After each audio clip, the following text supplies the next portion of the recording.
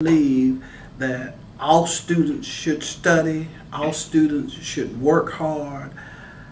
We can't reward you for not doing that. And for those young people that do that, there should be something available for them at the end of the day when they do the right things. You can do the right things and not get the same respect. And what I'm basically talking about is respect.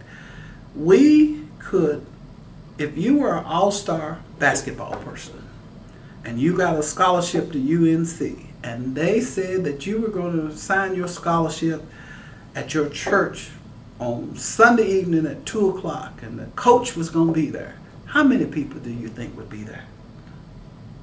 A basketball scholarship, more than likely the church would be full. Yes. Right. But if you get scholarships, you got young people doing that, getting scholarships, people say, oh, okay, that's nice. So that tells us something about what we really value, whether we really value the fact that I can put it back. And I love basketball. I have seasons tickets. And so don't get me wrong with that. But we have to get back to what made us great. You know, I don't think any of our forefathers in the civil rights movement and Booker T. Washington and all of those people were known for playing basketball.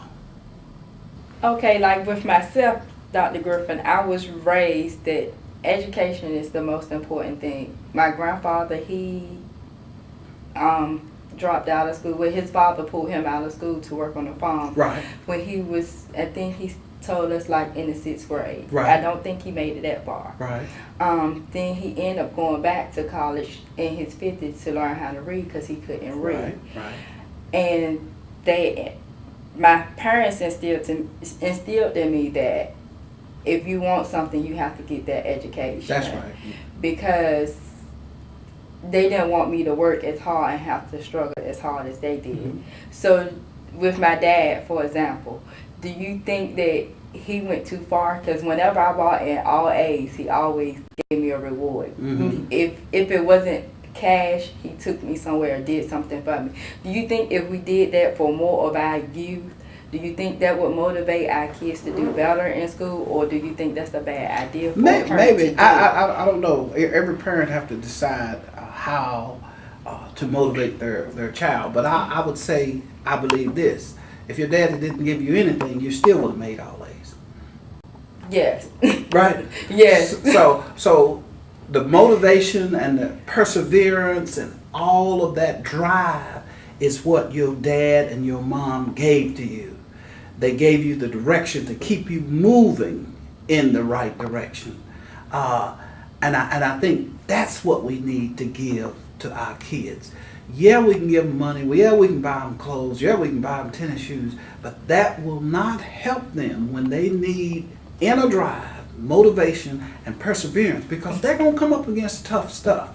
Mm-hmm. You know, and I think it was good that they rewarded you for that, because once you got your reward, you still kept working. Am I correct? Yes, sir. And see, that's the difference, because you have some goals that you want to go through in life, and I'm sure they help mold those goals, and you have some personal values, you have some things that will carry you for the rest of your life. And those are the invaluable tangibles that parents and community can give to students. I still carry the values that my mother and father in our little community in Coldwood, West Virginia, gave to me. And that's what I think is missing today. So with the youth, can you give us some solutions of what would motivate them and instill in them that respect that our parents taught them? Yes. I think you mentioned the mentoring program. Mentoring is good as long as, my opinion, it's not advice giving. And as long as it's not tormenting. Sometimes we can't see our children going farther than us. It seems like it's reversed. Remember, the bad things are good and the good things are bad. People that didn't know you would say go as far as you can. I've seen so many people say to young people, well, where you think you're going? You won't be able to do X, Y, and Z. So we got to remember that we have to motivate, at least I believe we have to motivate every chance we have. We can't help people that we're afraid of. And I believe we're afraid of our young people after 13 or 14. Yes, a lot of them are bad. Yes, a lot of them have done some things. But we still have to engage them. And I think once we engage you on a certain level and show that we respect your opinion, and you have to at least try to understand ours, I think that's when the conversation and the dialogue starts. Because I would be willing to bet the reason why you had a good relationship with your parents is that you could talk to them and they could talk to you, rather than somebody talking at somebody as they go out the door, or making a little curious remark and you wondering, well, what do they mean by that? So we have to keep the lines open, not only in school, and we all have to agree on some common values. I don't know if we agree on common values anymore. Okay. Okay, Latoya, let me ask you a question. Yes, sir. What do you think we should be doing to encourage the next generation of leaders and educators and people who are working in our community? What should we be doing? What I think we should be doing is trying to reach out to them, as you said, it stated, stop talking to them. Stop talking at them and talk to them. What I have learned and I have noticed is, like with us, with my church, we're trying to get more younger people inside the church. A lot of people now are saying, do this, that, and the other, and not letting the kids express themselves. And I think what we should do is be trying to let the kids express themselves and tell us some things that they would like to do, and stop saying, no, you want to do this, that, and the third. And actually just sit there and listen to them.